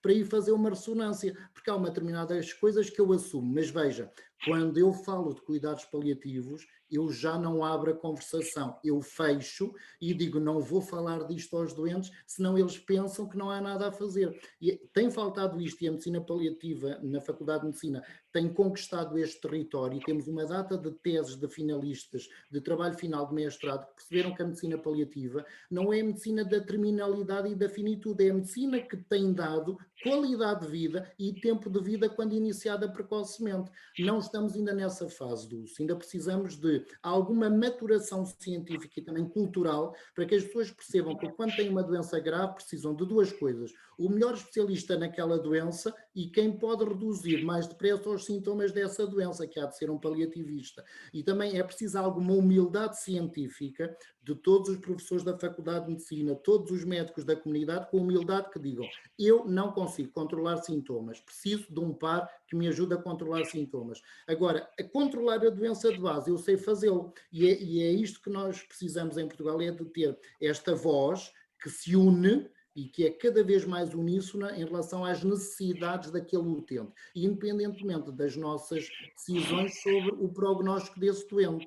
Mas para aquela pessoa humana eu tenho que ter resposta, sem estes hiatos temporais, e não interessa se o doente é referenciado para a média duração, para a longa duração, precisa ter acesso à sua verdade, e a sua verdade é científica, não tem potencial de reabilitação, portanto não vai para uma unidade de média duração, provavelmente vai para uma unidade de longa duração. E depois, como dizia a doutora Ana Jorge, tem-nos faltado isto também nos hospitais, é perceber que estas unidades todas da rede têm financiamento da Segurança Social e do Ministério da Saúde. Quanto mais grave é o caso clínico, mais financiamento da saúde. Por isso é que nós dizemos que as unidades de cuidados paliativos são financiadas a 100% pelo Ministério da Saúde, mas não está à espera que uma unidade de longa duração seja financiada a 100% pelo Ministério da Saúde, porque a necessidade em longa duração já não é uma necessidade médica tão premente, provavelmente é mais o apoio social que é necessário. E também acho que a cultura tem que ir por aí, pensar, quando eu tenho o doente no hospital, não vale tudo para o tirar de lá, porque depois... Pergunta a Dulce, mas não há uma auditoria da qualidade das referenciações para a rede? Oh. Então, eu também já sei a resposta. Pronto, mas vai... Dulce também sabe. Mas, Dulce, então precisamos tentar... Eu, infelizmente, só um segundo, eu vou ter que sair, tenho agora aqui outra às 8. Eu queria, de qualquer forma, e podem continuar, obviamente, mas queria agradecer à doutora Ana Jorge, mais uma vez, a honra de ter estado aqui connosco, e muito obrigado pelo seu tempo, pelas suas... no fundo, pela sua experiência e pelos seus ensinamentos, e agradecer a todos que estiveram aqui. Com isto não estou a fechar, mas acho que, como anfitrião da casa, apenas fazer este agradecimento. E agora vou ter que sair, mas, por favor, podem continuar. E obrigado, Rui. Obrigada, professor Paulo. Obrigada, professor Fausto. Obrigado, Dulce, também. E Paulo. Mas dizia eu que... de facto, também sei porque é que, enfim, não funcionam ou porque é que não existem essas fiscalizações. Mas eu queria ouvir o professor, está aqui agora também, a doutora Ana Jorge, agora pode falar à vontade. Mas já está cá o professor Fausto. Eu sei que nós temos aqui vários participantes, mas eu não tenho, assim, muitos pruridos. Professor Paulo Pina, temos mesmo que fazer, mas é uma reportagem destes dias. Doutora Ana Jorge. Não, isto era uma boa discussão. Para um debate. Era assim. Não, sobre a saúde e sobre estas questões do que é a medicina paliativa e o que é o não. Cuidados continuados, integrados. Falando de uma forma, eu diria desapaixonada, porque não pode ser, mas tem que ser com vivacidade, não é? Mas, se for desapaixonada, não pode ser com a doutora Ana Jorge. Não é isso, mas não pode ser muito, quando eu estava a dizer isto, não é um problema de reivindicar político ou partidariamente, porque isto é uma questão técnica, é uma questão de saúde, e deram-se muitos passos até agora, que com a experiência vivida se pode crescer muito e fortalecer, mas faltam algumas peças. Eu ia contar uma história sobre, tem a ver com a medicina paliativa e como é que as dificuldades que muitas vezes os médicos e portanto, os colegas têm de dizer às pessoas que têm uma doença, às pessoas e às famílias, que a situação é grave e que não tem muito tempo de vida.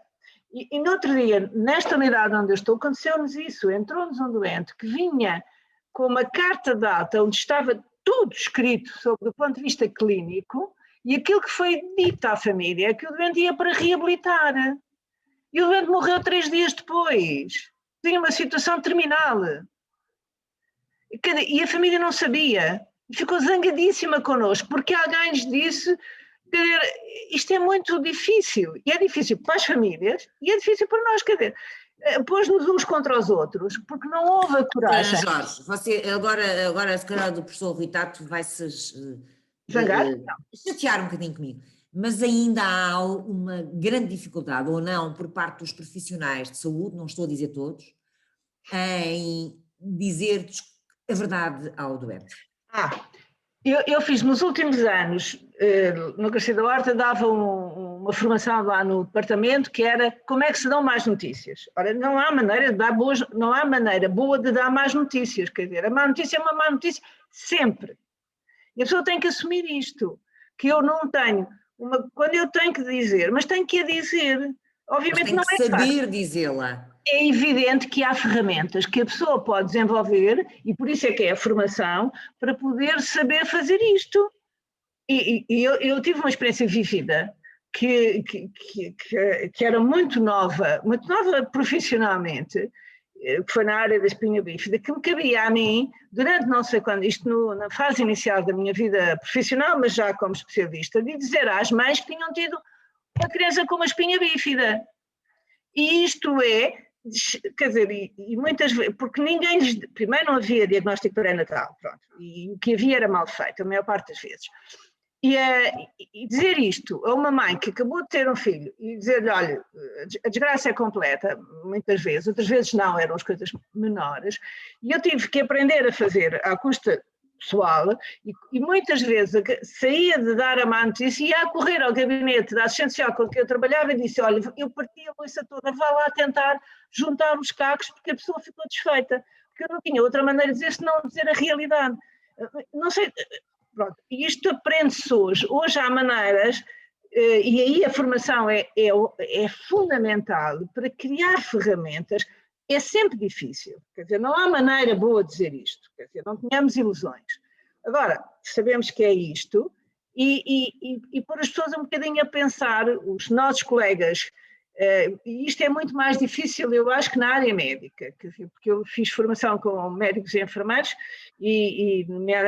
principalmente, e eu sinto que a parte médica é mais difícil, porque nós fomos criados, então há uma geração para curar os doentes. E nós temos que tratar os doentes. Quando curamos e quando não conseguimos curar, temos que os cuidar, temos que os tratar sempre e ajudá-los a morrer. É outra coisa, ajudá-los no sentido de os apoiar a eles e às famílias até o fim. É para isso que nós existimos. E isso muitas vezes não é dito, quer dizer, aliás, eu tinha uma discussão, desculpa, isto é um bocadinho de conversa informal e, portanto, da experiência. Eu sempre trabalhei com a doença, fundamentalmente com a doença crónica na pediatria, mais do que nas coisas agudas, não gostava muito. E ninguém percebia. E de facto, porquê? Os meus colegas. Mas, de facto, quando se consegue estabelecer uma relação com as crianças e com as famílias, nós somos tão ou mais importantes quando os ajudamos a viver com uma situação de sofrimento, porque é uma relação de confiança que se estabelece e que é importante. E isso é muito reconhecido, quer dizer, não curamos, mas tratamos, cuidamos das pessoas. E isso cuidar. Cuidar. E cuidar faz parte, quer dizer, por isso é que eu estou a dizer nessas formação é assim, um doente tem sempre qualquer coisa. Aliás, na pediatria nós temos uma máxima, ninguém pode sair de uma consulta que não leva um papel, que às vezes é uma receita, mas a receita nem sempre precisa de uma receita de medicamento, mas leva um papel porque é qualquer coisa que é importante para sentirem que levaram qualquer coisa. E pode ser uma orientação, ou faça assim, ou faça assado. E isto é muito importante, dar qualquer coisa. E esse qualquer coisa é aquilo que é necessário. É um conselho, é o saber fazer desta maneira ou daquela. Portanto, nós temos que ter sempre uma resposta, seja ela qual for a situação. Não é fácil. Vou gostar muito de ouvir. Não digo mais, tu.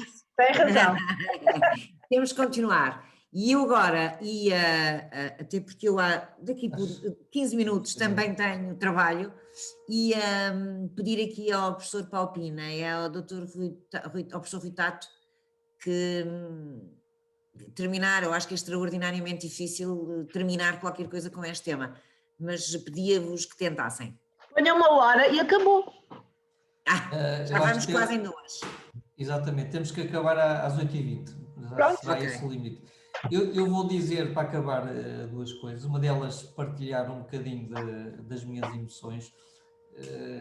adorei a doutora Ana Jorge, ou a professora Ana Jorge, falar. Eu não sou professora. Não, professora, porque nos ensina muito e deixou o seu legado nesse aspecto. Eu reparei neste Natal, enfim, um Natal até confinado, cada vez estamos a receber menos aquelas prendas que o João Semana recebia, que eu acho que é um ato até de ligação e que faz falta, mas reparei que às tantas, mais de uma dezena de pessoas que tinham vindo ter comigo eram familiares de pessoas que tinham morrido, de doentes meus que tinham morrido. É isso mesmo. Ficou uma ligação para toda a vida, alguns com mais de 10 anos, continuo a agradecer, o que realmente é fantástico. Eu nunca tinha reparado nisso, nunca tinha contabilizado, mas este ano pensei nisso, enfim, talvez mais pela emoção do confinamento. Depois, para acabar, eu deixo o encerramento, tem que ser o Adolfo ou a doutora Ana Jorge, que nós vivemos num mundo em que nos entrou durante quase praticamente um ano este termo dos cuidados intensivos, ventilador. E nós estamos a ir atrás do prejuízo. É que não vai haver ventiladores para toda a gente e não é para... Não vai haver recursos humanos para todos. Exatamente, não há. Ventiladores ainda é capaz de haver. Mas não há panaceias universais com os ventiladores nem com as vacinas, os 2 Vs. E os generais dos cuidados intensivos estão esgotados. Acho que isto não vai dar para muito mais e estamos a entrar na catástrofe.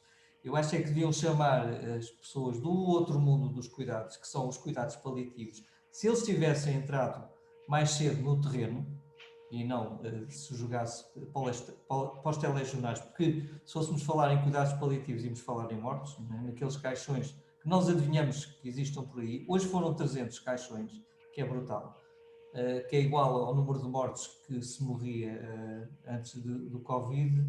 E eu dou, por exemplo, e vou calar-me, um artigo, e nós temos que ler a literatura, temos que ver a evolução científica, que sai no dia 31 de março, pouco tempo depois de ter começado a pandemia, no New England Journal of Medicine, que é o principal jornal médico do mundo, onde num lar em Washington, em 100 pessoas morreram 30, portanto 30% de mortalidade.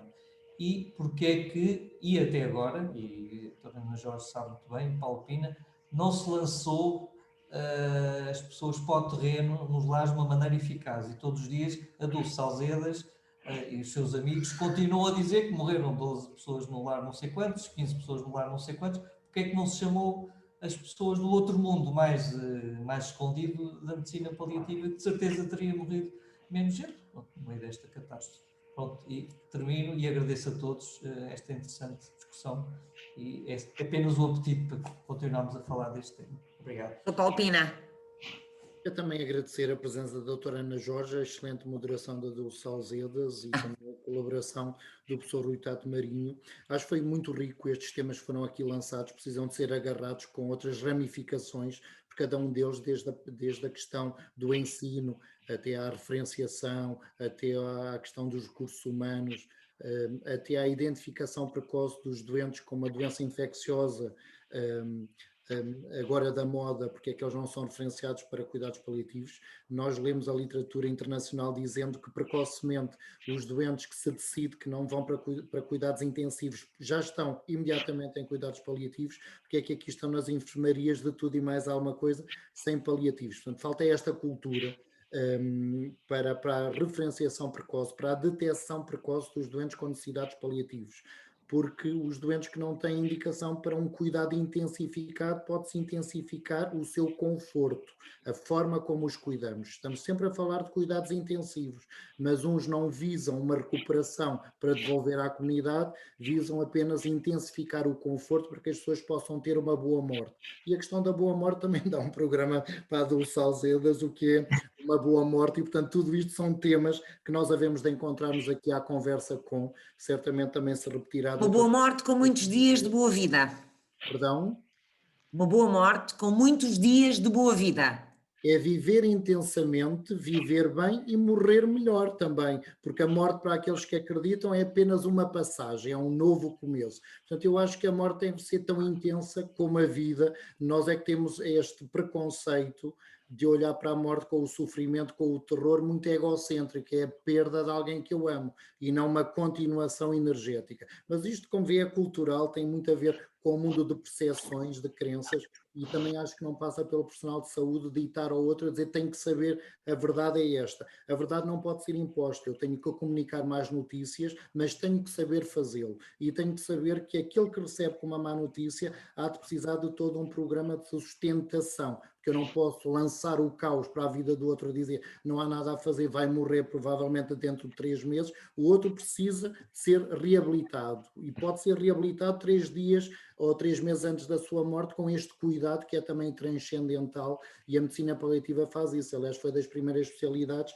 juntamente com a pediatria, a inscrever no fecheiro, para além daquele que está doente, o seu agregado. Na pediatria nós olhamos para a criança e para o pai e para a mãe. Em cuidados paliativos olhamos para aquele que vai morrer e para o seu sistema de cuidados, e essas pessoas que estão em perda precisam também de ser detectados precocemente, até porque nós falamos dos lutos complexos, do luto antecipado, nós começamos a cuidar daqueles que ficam para continuar a obra daqueles que partem. São ciclos energéticos. Acho que neste momento, se calhar a mensagem final é que estas conversas são muito ricas, e se formos alargando também o espectro dos nossos ouvintes, sempre com moderações assim da excelência, conseguimos no fundo ir lançando sementes para novas discussões que têm que ser cada vez mais aprofundadas para as questões de vidas e também para as questões de morte, e não para aquelas questões do tema da morte quando ele vem à colação com esta questão de eu quero morrer na minha hora decidida, mas eu quero viver intensamente até ao meu último segundo, e a medicina paliativa permite isso, que as vidas sejam mais intensas, mais sentidas, mas sem aquela sobrecarga sintomática do dito sofrimento atroz. Também fazendo a ponte com outros temas, eu acho que muitos dos desejos de antecipação da morte vêm porque as pessoas estão em sofrimento atroz, sem qualquer atendimento ao sofrimento do outro. E quando eu estou em sofrimento e ninguém atende ao meu sofrimento, ninguém cuida, claro que eu entro na desesperança, eu entro no desespero, e eu quero antecipar, no fundo, toda esta resolução para o meu sofrimento, e acho que o mundo que há de vir pode ser uma resposta. Acho que foi extremamente... Doutor, tem que terminar, porque estamos quase a chegar às 8h20 e ali a doutora Ana Jorge... Muito obrigada eu, doutora Ana Jorge. Tem que ser rápida agora. Não, agora fiquei aqui um bocadinho sem jeito. Não, mas eu acho que estas discussões são muito importantes, e para continuar, isto é um sem fim, e que valeria a pena discutir para os conceitos, para podermos falar da morte, e eu ia reforçar um bocadinho aquilo que o Paulo Pina disse há bocadinho, que é a morte tem que ser pensada quando está muito longe dela poder ser prevista, quer dizer, não é quando eu estou mal que eu vou falar da morte, eu tenho que falar da morte hoje, porque o que é que eu gostaria que acontecesse quando me acontecer alguma coisa.